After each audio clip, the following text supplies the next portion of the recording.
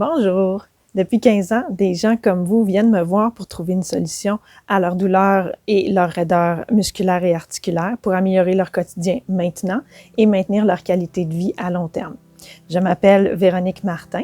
Je suis professeure de Hatha Yoga de l'alignement, spécialisée en plancher pelvien et en yoga sur chaise. Je vous parle dans cette vidéo des problèmes du plancher pelvien qui peuvent nuire à la qualité de vie des femmes, des hommes aussi, mais plus spécifiquement des femmes aujourd'hui. Mes 15 années d'expérience dans l'enseignement du Hatha Yoga à des femmes de toute génération m'ont permis de rassembler ces informations pour guider les femmes aux prises avec des troubles reliés au plancher pelvien et comment une pratique adéquate de yoga peut les aider. Le plancher pelvien, c'est un groupe de muscles dont les fonctions principales consistent à soutenir les organes dans notre bassin, faire en sorte que l'on puisse se retenir jusqu'à la salle de bain, contribuer aux agréments de la vie intime et devenir mère.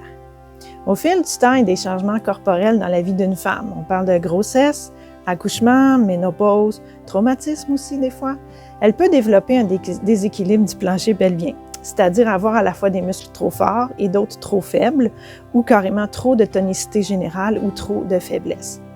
Ce qui peut avoir comme conséquence des tensions dans le plancher pelvien et les hanches, de l'incontinence, des douleurs lors des relations intimes, de la constipation, des descentes d'organes, utérus, vessie, rectum, nécessitant des chirurgies et par extension des problèmes de genoux, de hanches et de dos. Cette énumération n'est pas exhaustive et ça représente différents problèmes qui peuvent se produire à des âges différents. Il existe deux principaux types d'incontinence, l'incontinence de stress et l'incontinence d'urgence. Celle due au stress se produit souvent quand on tousse, on rit ou bien on éternue. La pression est trop forte et on s'échappe. Dans la plupart de ces cas, le plancher pelvien est hypotonique, donc il est trop faible. Les femmes faisant de la course à pied, de l'aérobie et de l'entraînement musculaire avec poids peuvent aussi vivre cela.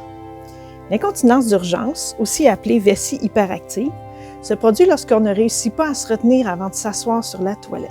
Dans ce cas, des muscles du plancher pelvien peuvent être hypertoniques, alors trop forts.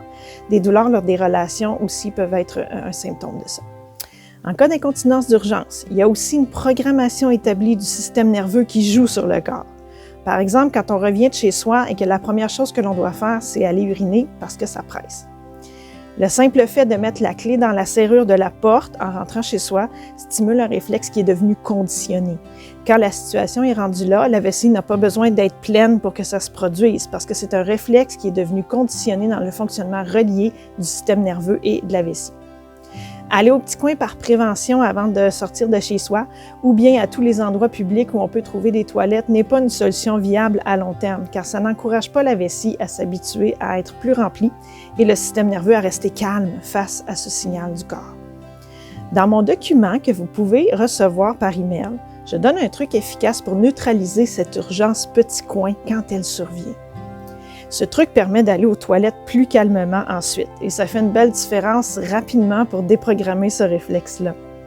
Je l'ai appliqué pour moi-même et ça fonctionne parce que j'ai été aux prises avec de l'incontinence d'urgence il y a quelques années. Avec mon expérience en enseignement du yoga, je me suis alors consacrée à la recherche de solutions sensées et j'ai suivi un atelier sur le plancher pelvien avec une professeure de yoga américaine spécialisée sur le sujet. Il y a plein de choses à essayer, comme du yoga approprié pour remédier à une situation d'incontinence et ce, bien avant certaines chirurgies qui seraient parfois proposées.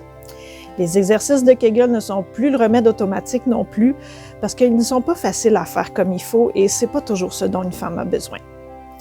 Si vous avez eu un ou quelques accouchements ces dernières années, ne tenez pas pour acquis que votre plancher pelvien a perdu de sa tonicité. Ça reste vrai dans la plupart des cas, mais chez certaines femmes, vont réagir à l'accouchement par un réflexe de protection en créant de la tension dans le plancher pelvien. Dans ce cas, des exercices pour détendre le plancher pelvien peuvent être plus appropriés.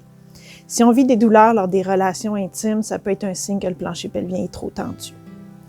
Puis je reviens ici sur l'expression yoga approprié, j'insiste, parce que ce ne sont pas toutes les formes de pratique de yoga qui conviennent pour ces problèmes particuliers.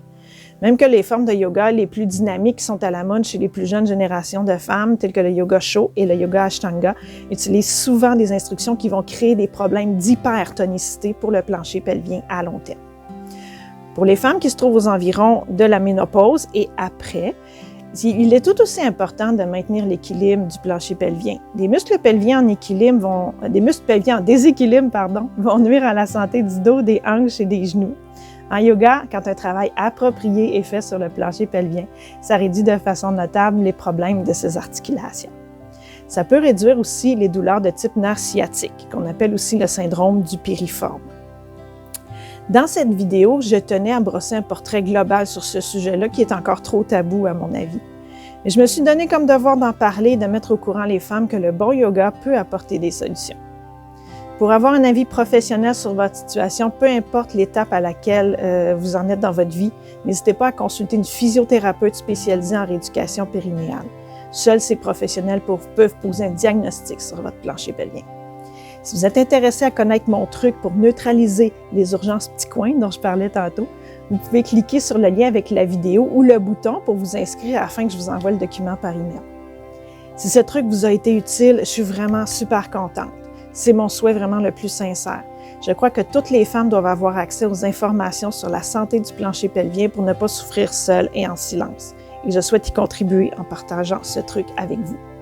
Vous pouvez me laisser vos commentaires en bas de la vidéo et m'écrire à info@veroyoga.ca, commentaires, questions.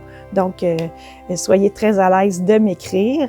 Alors, sur ce, je vous souhaite au revoir et à la prochaine fois. Bye! Vous avez aimé cette vidéo?